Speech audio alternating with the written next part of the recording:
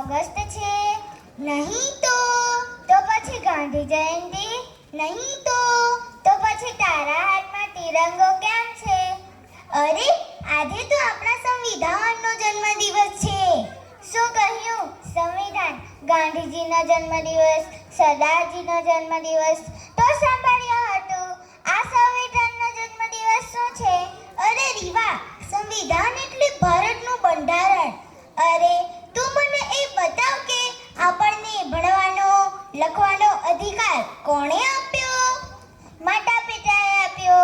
અરે રે, મારા કહેવાનો મતલબ છે કે ભારત દેશના નાગરિક હોવાને કારણે તમને ભણવાનો લખવાનો અને પોતાની મનની વાત કહેવાનો અધિકાર કોણે આપ્યો?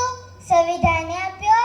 સંવિધાને આપ્યો. દર વર્ષે આપણે 26મી જાન્યુઆરીએ આપણે સંવિધાનનો જન્મદિવસ ઉજવીએ છીએ, કારણ કે 26મી જાન્યુઆરી 1950 આપણું બંધારણ લાગુ થયું હતું. શું આના સિવાય પણ આપણો કોઈ અધિકાર છે? હા છે ને રીવા. સ્વતંત્રતાનો, સમાનતાનો, શિક્ષણનો, ધાર્મિક સ્વતંત્રતાનો, શોષણ વિરુદ્ધ અધિકાર, બંધારણીય ઇલાજનો અધિકાર. મેં તો ક્યારે અધિકારો વિશે વિચાર્યું જ નથી. એ આપણને ક્યાંથી મળ્યા અને કોણે આપ્યા? એટલું જ નથી, અધિકારોની સાથે આપણે કેટલીક ફરજો પણ છે. દેશના માટે દેશની રક્ષા કરવાની, એકતા બનાવી રાખવાની,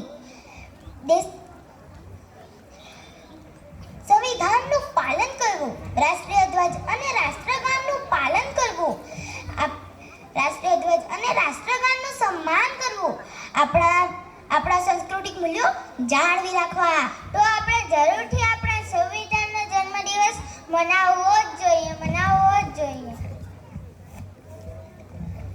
જય